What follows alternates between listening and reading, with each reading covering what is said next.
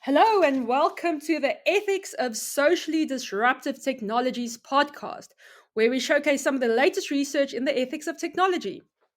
I'm your host, Kristy Claassen, and today I will be talking to Ben Hofbauer about solar geoengineering. Welcome, Ben. Hi, everybody. Great to be here. We'll also be talking about your one of your research papers on geoengineering and techno-moral change. But before we get to that, let's just look a little bit at your background. You have a background in political, economic, and legal philosophy. Is that right? That is correct. Yeah, I did a double degree basically in the University of Graz and the University of Bochum in Germany on those subjects. Yeah. Okay. And right now, you are part of the ESDiT consortium. You're a PhD candidate. What is your topic broadly about for the next couple of years? Right. So my project is focused on solar geoengineering, specifically stratospheric aerosol injection, which I'm sure we're going to get into a bit, and the normative uncertainties. So kind of the things we don't know about it. So that's what I'm looking into. Okay, well, there's a lot of things I don't know about it, so that's a good start. I also heard through the grapevine that you just got back from the United States. What were you doing there? Right. Yeah. So actually, we had a conference on it was called the GETS conference. So the governance of emerging technologies. And we were basically, there was a small group of TU Delft researchers and Dutch researchers in the ethics of technology. They're presenting their work. And as part of that, I was talking about basically the ethics and governance of solar geoengineering. Yeah. Okay, yeah, that sounds quite interesting. And then I think the very obvious question, right? Why are you interested in climate technologies specifically? Yes, that is of course the very obvious question. I Yeah, agree. yeah. So yeah, interestingly, I started this in the interest for climate engineering technologies or geoengineering technologies started in my master's program because my MA thesis was already on geoengineering, and yeah, it was. I mean, it was somewhere between hope and despair, I guess, that I decided to look into this. So I was always very interested, worried, I don't know what you call it, about climate change. And climate engineering technology seemed like, on the one hand, such a ludicrous thing to even consider. And on the other hand, such an important thing to consider, given that we're somewhere between a rock and a hard place right now with regards to climate change, right? And so I thought, all right, I'm not good at maths and I suck at any kind of engineering and empirical research, but I could, give 2 cents about the ethics of the whole thing. So that's kind of where I'm coming from. Yeah. Okay, and right now, where are you between hope and despair on this on this seesaw? Right. Well, I mean, I think with climate change, there's always this, you always have to walk the line between, on the one hand, trying to keep up hope, because climate doom, I think, is a problematic perception of the way the world is going in and of itself. At the same time, I think there's something such as toxic hope or toxic positivity and kind of assuming it's all going to be fine, because for many people on the globe, of course, it is already very much not fine, right? They're very much suffering and it's already causing a lot of hurt and pain. Also, the inaction taken by the global north. So I do think that, yeah, you should be hopeful so as to not lose the impetus for action, but you should not kid yourself into kind of seeing the situation better than it actually is. That's where I'm trying to keep the balance, I guess. But it's a daily change. Okay. I mean, I feel similar about a lot of things Yeah, I that you imagine. that you just said. So you the research paper that I read, you speak about stratospheric aerosol injection. Can you tell me a little bit more about that? Is it something that already exists? What is it? Yeah, sure. No, so uh, maybe in general, solar geoengineering is the whole idea of trying to actively intervene in the climate system by reducing the amount of incoming sunlight through all kinds of different means, right? And one way of doing that is through stratospheric aerosol injection. So, as the name kind of implies a little bit, the idea is to spray aerosols, in very often sulfates, but there's different approaches, into the stratosphere, which in turn would scatter like a minimal amount of incoming sunlight, which would cool the planet a little bit.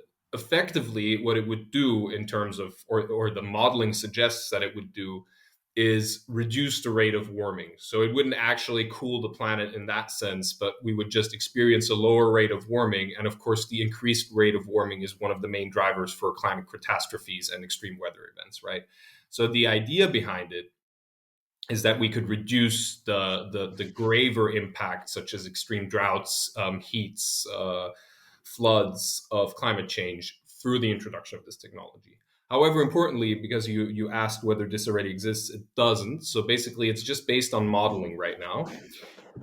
The idea has been around for quite a long time. I believe it was in the 1970s the first time that this was proposed, or even before that in the U.S. With through like crazy means. There's actually this might be a funny anecdote though. I don't remember the administration, but it was somewhere in the 60s or 70s that a climate researcher proposed placing ping pong balls into the oceans, the global oceans, in order to increase their reflectivity. So that would be like the origins of solar geoengineering. Okay. But basically now the idea is inspired by volcanic eruptions. So we know from empirical data that volcanic eruptions, of course, they blow out a lot of dirt and dust and sulfates into the stratosphere. And then we could infer from the data that usually the years after these eruptions, for example, Mount Pinatubo, and I believe it's 1991, were a lot cooler than predicted. And that goes back to how they cooled down or reflected some of the incoming sunlight, basically. And that's kind of why some researchers, scholars think that this could be one partial way of dealing with climate change. Partial is very important term here. Okay. Well, just going back to your comment about the hope and the despair, should this fill us with hope or despair? Because Yeah. of course, on the one hand, it's a way to mitigate some of the climate change that we've been seeing, and on the other hand, don't you think that would kind of make people say, "Hey, let's give up this fight. We found a solution." Yeah. What do you? I know we're getting deep. We will get more into this in your paper as well, but what do you think about? Should we be hopeful or should we be, No, no, in I despair? think this is a very nice point actually. And it's one of the burning questions right now that people have raised numerous times with regards to solar geoengineering is, will it lead to this situation of moral hazard, right? So some scholars have said that the problem with something like solar geo is that in the end, if we put forth this solution and say, oh, this partial solution, very important again, the small partial solution for a much bigger climate portfolio that needs carbon dioxide reduction, that needs decarbonization on a deep fundamental level, right? And net zero emissions. If we put this forth, then people will be like, well, I mean, now we have the solution. So why do we even bother with why does it matter that I drive my truck, and why does it matter that we fly around the globe all the time, right? It doesn't. I mean, we have this thing now, so we have techno fixed it, which is another term that comes up often in that debate. And yeah, of course, this is a main criticism. I mean, I would say just that risk alone doesn't justify the stark opposition against solar geoengineering, but it is something to keep in mind. And maybe, as far as I know, maybe there's new data out there, but the most recent research in terms of empirical research actually asking people, so telling them about solar geoengineering and then seeing whether that increases or decreases their willingness to engage in climate mitigation, it usually increases the individual motivation to do something about climate change, because many people are like, oh damn, we are pretty far off here when it comes to that, when people are actually considering these kinds of interventions, right? And that's kind of my underlying thought process here, is that, yeah, maybe it could also motivate people to do more because we realize that we really are in a very dire situation. Yeah, that's quite interesting because I would have thought the opposite, that people would see these kind of, quite extreme kind of technologies trying to mitigate climate change, and that would make them just feel more relaxed that something's happening. Now, another question I had for you: we are both in this consortium focusing on disruptive technologies. This is a term that we hear a lot. And what would make this kind of solar radiation technologies? What do you think makes it disruptive? In what sense is it disruptive, you think? Right. This is the golden question for our research project, I guess. Yeah. So Yeah. lovely. Yeah. Well, I would argue there's many ways that it can be disruptive, right? So one thing that I like to explore on a more conceptual level is how does the introduction of something like solar geoengineering change or disrupt our perception of nature, right? Mhm. Because I mean, from a more traditional Western kind of Enlightenment perception of nature as this passive object that needs to be studied and that we look at in order to understand order or in order to understand the nature of things, basically, right? As opposed to nature, something that we actively engage in, something like earth stewardship, right? This more recent perception, or maybe nature as something that needs to be protected, right?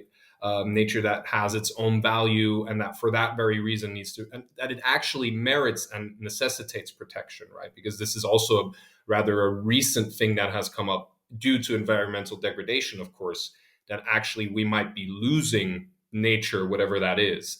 So there's a lot of like conceptual issues come in when we talk about something like solar geoengineering, because of course now we are actively and intentionally dealing and trying to manipulate the climate system, which is such a vast, complex, chaotic system that we don't really understand, that it really raises the question, well, how far can we take this, and what does this do to our conceptions of nature and to our value, the way that we value nature?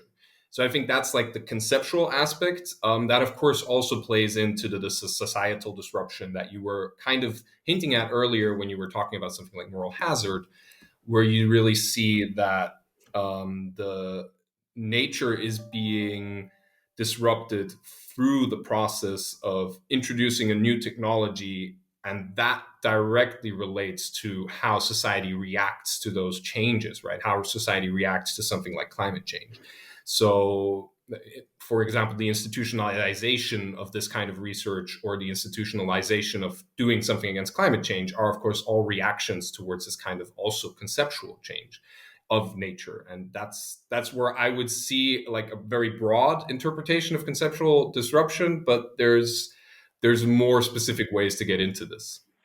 Yeah, I like that question because it also gives me the opportunity to hear what other people are saying. So it helps me reflect also on my own research and how that could be seen as disruptive. So let's get into your research paper a bit more. Your research paper is titled "Techno-moral Change Through Solar Geoengineering: How Geoengineering Challenges Sustainability." Now, one of the first things I wanted to know, techno-moral change is also one of those things that we hear a whole lot about in the field of ethics or philosophy of technology. It's quite prominent. How would you define it? How do you would you describe it? Because I know there's a lot of different views on techno-moral change. Right. Well, I was inspired really by the early works of Koilarts and colleagues, and Bonink and Saling Swiestra, talking about how technology and the introduction of new and emerging technologies can shift societal values, right? Can have an effect on what Swiestra calls these moral force fields, right? I thought that was actually a fascinating observation to make, to understand that technology isn't just a tool, it really is a medium through which we look at the world, right? And through which we conceptualize the world, and through which we give meaning and value to our surrounding. And that way, I think technomoral change represents that more fundamental impact that technology has, moving beyond this kind of technology as a tool and rather technology as a means of moral expression almost. So that's really what fascinated me about the whole approach, and I guess that would be kind of my ad hoc description or definition of technomoral change. I don't know whether that's sufficient though. I think that's good. One question just on that. Can you maybe elaborate on this idea of the force field? Oh yeah, Wha- definitely. Yes, Yeah. yes. This is like a reoccurring thing also with I know people in technomoral change. So I will give my best impression of Okay. what it means. Well, the way I understand it is that basically societal norms and values are all always interconnected, right? They never appear in a vacuum. The idea of liberty is connected to the idea of justice, is connected to the idea of well-being, right? It's not just one, it's not just about liberty or autonomy. All of these values are always interrelated because my liberty ends where yours begins. And, we have all of these kinds of ways of relating to these different norms and values. And I think that the force field really shows, because we live in certain societies, we have this kind of pluralism of values, and I would argue probably most societies there is always different perspectives on what the good life entails, and we try to kind of deal with these differences. Right nowadays, we sometimes try to deal with them through democratic means, for example, but crucially, they might be opposing, right? I use the example in the paper of this kind of Christian Catholic morality and the secularized feminist morality being very oppositional with regards to, example, this very sexist patriarchal value of chastity, right? And they are obviously not compatible, and their realization is not compatible the way that feminism would want to put away with that value, whereas Catholic morality would want to uphold that value. And the introduction of the contraceptive pill gave rise to, or allowed a push for stronger feminist values and convictions, because it allowed for the practical undermining of the value of chastity, because there was no longer this problematic outcome of potentially becoming pregnant, which of course was very difficult for many women, and we see this issue rising again right now in the U.S., for example. So you really see how technology can undermine certain practices and change the way we look at something like chastity, we look at something like casual sex, right? And how that might really change our values in the process, because it can become destigmatized. At the same time, I think it's important here to point out that just because of the introduction of the technology, first of all, that doesn't produce the change, but there are actors of change and agents and people who put their lives at risk in order to achieve these changes. And of course, that the technology is always a double-edged sword, in the sense that it might also put more pressure and blame onto the women involved in any kind of sexual engagement, for them to take care rather than for the men to make sure that they don't cause pregnancies, right? So there's again a weighing, and again moral force fields coming together that might be incompatible. And I think the crucial aspect of technomoral change is pointing out and highlighting the impact that technology has on morality. Yeah, I one of the interesting things that I think we could speak about maybe a next time is this religious discourse, and also the way that the planet is portrayed and nature is portrayed also in the religious discourse. But I'm trying not to get off of I would topic. love that though. But That's my favorite yeah, subject. Yeah. yeah, that is definitely something we can talk some more about. I have another question, and I don't know if this one actually has an answer, right? But why is a technology like solar radiation management seen as something that is maybe quite disruptive and has the possibility to bring about moral change, where you might find other, examples of technologies that kind of help towards the fight against climate change? So, for instance, let's say the solar panels on my roof, they don't elicit the same kind of reaction. What is it about this technology specifically that you think is getting people so up in arms? Right.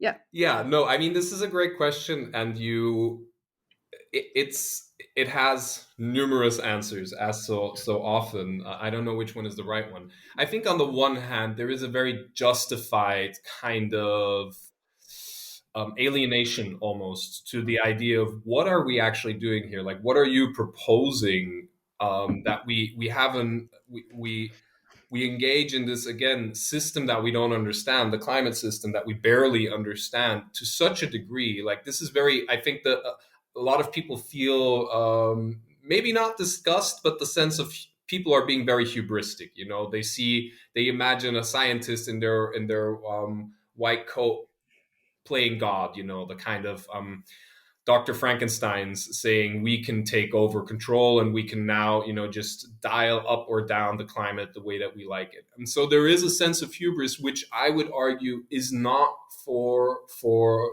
reasons of ignorance, but is justified in terms of precaution, because it is true we don't really know what's going to happen, right? One of the crucial issues with solar geoengineering and SAIs particularly is that we don't know the impacts that it will have. So there is a justified sense of, I will call it alienation for lack of a better term, with how could we, you know, how did we get here? Basically, that's the kind of question, and why are people seriously considering this? So this is the one thing. However, and this is why I still think we need to talk about this kind of technology. Climate change brings us into the same situation, right? We don't really know what's going to happen. We don't really know the extent of the carbon forcing. So we don't really know how much warming the current amount of atmospheric carbon would actually lead to. We don't know whether we have reached certain climate tipping points. I think, especially in the Arctic regions, it seems that we have. So there's not really any coming back. So, you know, once the sea levels start rising to that degree, once you have more and more extreme weather events, and it becomes more and more difficult to actually inhabit the planet, which many people, again, in the global south are already facing, many vulnerable communities are already facing, also due to inaction, you start to see that we really need to consider these things also from in terms of justice. So why, again, to come back to your original question, why it elicits this response, I think for a natural and actually healthy kind of awareness and a sense of precaution, because it is unprecedented. I do not think it's just another thing that we're doing. I don't agree with that. Nonetheless, I think we are in a position where we cannot afford to not also look into these kinds of, again, partial solutions. Yeah. As you know, I'm quite interested in this whole discourse between the global north and the global south. And do I understand it correctly that most of these technologies would be implemented in not in the global north, of course?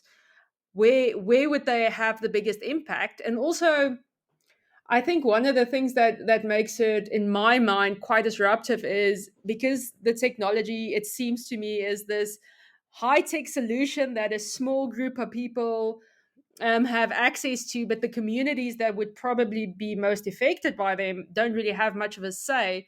That is quite problematic, and I wonder, is there really room for these communities to have a say in this technology? Do they have any kind of power in this discourse? What would your views on that be? Yeah, no, these are like crucial questions when it comes to the justice of the whole Mm, situation, and it is infamously very difficult in terms of global governance. So, to put it back to the basics, the central issue with solar geo and justice is that its implementation is by nature global. So you mm, can't do stratospheric aerosol injection on a regional level, because the idea is to reduce global warming, mm. right? So Yeah. you would the it would probably be sprayed somewhere in, I mean, there's different I don't know it off the top of my mind now, but there's different proposals where to spray the aerosols. But the idea is that through the scattering in the stratosphere, it would slowly cover the entire globe, right? So that's the main idea. I mean, there's other regional technologies, but stratospheric aerosol injection is inherently global in its application, and that, of course, raises all of the justice issues that you have just implied or explicitly mentioned. one is democratic governance of this even possible? Like, what would that look like, right? Would you have a body like the UN kind of unanimously decide how much we should cool the globe? Is that realistic? And of course, the question is, well, you could have that little body, but in the end, it's going to be the US and China calling the shots. So that's kind of the power imbalances are real, and they're there basically. And the big issue with solar geoengineering is the question: how do we account for those, and can we account for those, right? So this is one aspect. I mean, the when it comes to, but this is of course deployment, and there is still, I'm importantly not arguing that we should be engaging in deployment, right? My point is rather we should look at to how can we ethically research this proposal. And here I do think that there's opportunities also to include marginalized communities, or the global south, also indigenous communities who are, of course, suffering but understanding climate change very well, right? But they're suffering a lot from it at the same time. So many indigenous communities have a strong understanding of what's going on because they often understand the local impacts very well.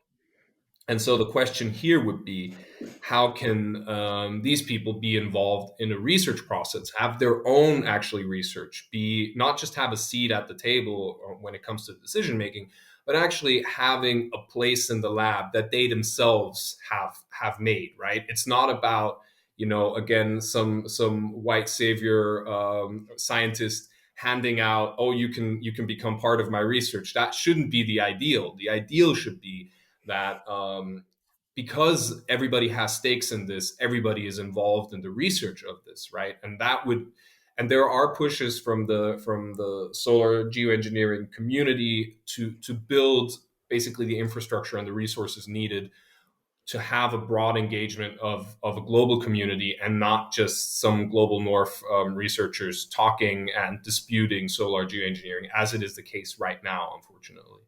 Yeah, absolutely agree with that. There's one you said just now in your answer. You said, "What would that look like?" Right? You asked that question, and in the paper as well, there's a lot of this looking forward. You write, societies are based on imaginaries that project ways of living from the present into the future. Okay, and you write that this idea of imagining is quite important. What do you think the ideal scenario would look like if you had to do the futuring? So coming back to my initial statement, maybe a guy like me, again, like end of 20s, almost 30, white European should not be calling the shots on how the future should look like. So I will make that disclaimer first. Yeah. But then I will say, yeah, I don't know whether I can. Again, I don't feel comfortable in building an ideal future, but I do think there's a lot of wrongs that we can focus on to right in the future, right? So I see taking up a lot more responsibility and having systemic change. I mean, I'm a strong supporter of very structural and systemic changes in the current way of living that we find. So that would be my very vague answer to your ideal question. Does that work? You can push me on this. That's fine. Um, it works, but I think because one of the other questions I had is you mentioned this idea of future generations a couple of times, and that's something I'm interested in. Where I also wonder. So, do we have some kind of moral obligation or duty towards them? Even if you are a white European dude, what kind of duty do you have to these coming generations? To Mhm. you Yeah. know, No. I mean, at the same time, right? I can't buy out or cop out of my responsibility. Also, with regards to that, right? yeah, Obviously. So I agree with that, and I would say we do have a responsibility for future generations as well. So I mean, obviously, it's not a very contentious argument that I'm making here, right? But I do think we have an obligation to try and leave behind a livable world, maybe even a better world politically speaking, even if environmentally speaking, a better world will probably be difficult, at least for the next couple of hundred years, because we have done a great job at messing that up. right? But we can put political movements into motion and support the right kind of actors that will bring about changes on a societal level that will ultimately, the way that, initial bad changes on a societal level 200-300 years ago with the beginning of imperialism and all of that and industrialization have led to these very bad outcomes now. Maybe if we change society for the better on a political level now, in a couple of 100 years, future generations can reap the benefits of that. So I guess there's the kind of responsibility without having to get into issues of non-identity problem. That's where I would place that. Yeah. Yeah, it kind of reminds me of the whole, Francis Fukuyama's end of history kind of arguments where, the trajectory that we thought we were on ethically and politically seems to not be heading in the direction that we No. are. So I like that there's this kind of almost not a reckoning, but a kind of realization that, hey, everything isn't just getting better because of all these technologies. And but that's once again another conversation. Let's get back to your paper again. You used these two concepts of the norm of sustainability and the value of nature, right? How do those two things interrelate? Because you've got a quite a unique understanding of these two concepts. What do you mean by them? Yes, I take this as a charitable reading that you call it, Evie. But it's not the first time I heard this, and this is fair. So for me, it was basically an exploration of trying to connect sustainability and nature, right? And so the way that I did this, and this could of course be argued against, but my position in the paper at least is to say sustainability is kind of this norm that we try to follow in order to achieve the value of nature, if that makes any sense. So if nature has any kind of value or is valuable in any way, shape, or form, nature as being the non-human in this case, then we need to act sustainably. So that's that was and sustainable as a norm just means the way that we practice our everyday lives. A car can be normed to be sustainable by maybe having zero emissions, I don't know, or a way of life can be sustainable or unsustainable. So that's kind of how I try to square the two. And yeah, but I guess there's a lot to discuss about that. So I'm happy to do that. Yeah, I mean, this whole idea of sustainability, I kind of struggle with myself as well because I think sometimes I'm a bit more nihilistic, and I wonder, is sustainability really, something that we should be aiming towards, or should we kind of let things go the way they are going and wait, for nature to start afresh? So Yeah, no, I actually like that, and if I can come in here, there there is the debate whether sustainability is something natural or it is something human. I mean, I would argue, if we agree to that distinction, right? I would argue that sustainability is very much an artificial concept because I don't think that nature, the way mm, nature develops, is in any kind of way sustainable. Like, I am not a big fan of this idea of natural balance and cyclical appearances because if we look back into the history of nature before human beings ever wandered the planet, you see that there was constant tipping points, or constant, but tipping points yeah, happening, right? With the cyanobacteria, all of a sudden the surface of the earth changed, and then you had you had all kinds of extinctions, right? I mean, now we're also in extinction caused by us, but before that we had a couple of other phases of extinction, which is clearly like not a sign of sustainability, right? Like, of yeah. course nature recovered, whatever that means, but there is no natural balance in that sense.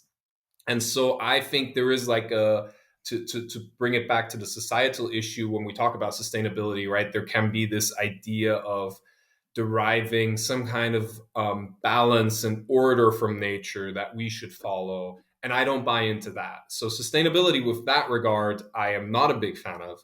However, I do think that there is a way of understanding sustainability as reducing the impact, the negative environmental impact that we have in terms of justice. And on a political, again, I usually argue from a political perspective and saying, okay, am I ruining somebody else's livelihood through my actions, right? And right now, this is happening, of course, through implicit exploitation of many people, with me buying a laptop, for example, right?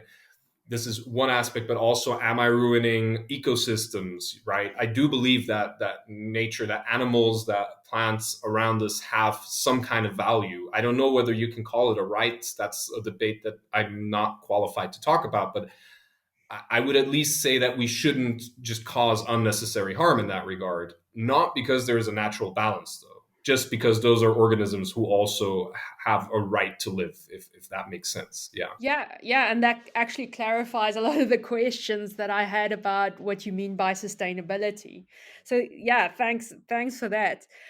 We're getting to the end now. One more thing that I wanted to speak about. So in your paper, so we've already spoken about this idea of the techno-moral imagination, but you give two examples of techno-moral vignettes, entrenchment and transformation, as kind of almost options of things that we can imagine. Can you explain those two, or what you mean by those? Yeah, Yeah, so I mean, I tried to choose two really polarizing opposites, right? yeah. By with the two, and the idea was, okay, what kind of impact, what kind of moral impact can solar geoengineering have, specifically SAI?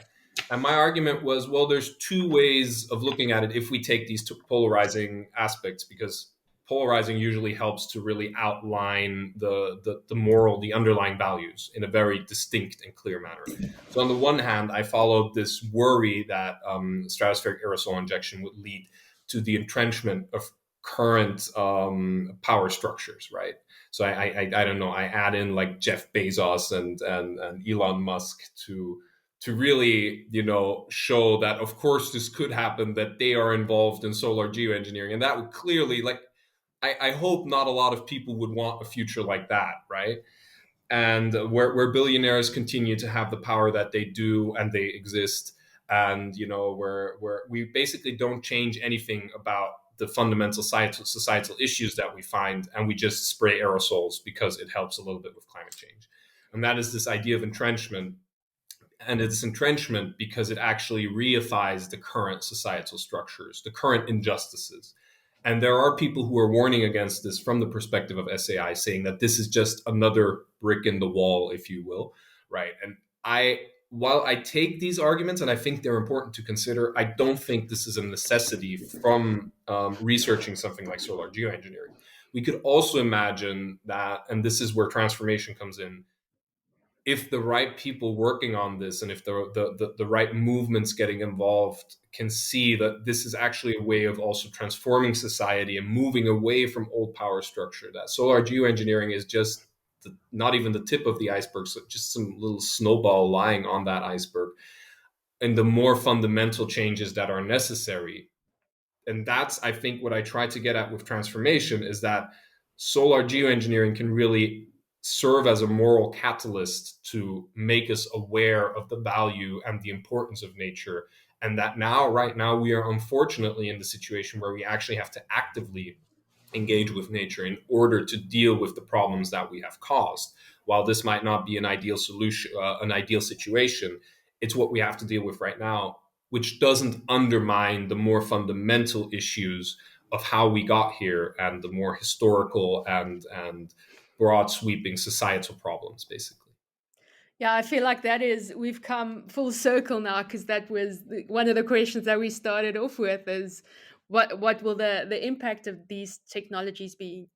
I think that's it for today. Just for a moment, just not looking that far into the future, what kind of upcoming projects do you have for the next couple of months? Anything interesting you are working on? Yeah, I mean, I hope it's interesting. I can't promise that. It's interesting to me. So right now, I am starting to develop my third chapter of my dissertation, which will concern the question of systemic risks, actually. So perceiving climate change and solar geoengineering as systemic risks, which basically entails they are risks that are complex by nature, that are non-linear in their cause and effect. And so how can these kinds of systemic risks be expressed in a way that they can be useful for policymakers and for governance.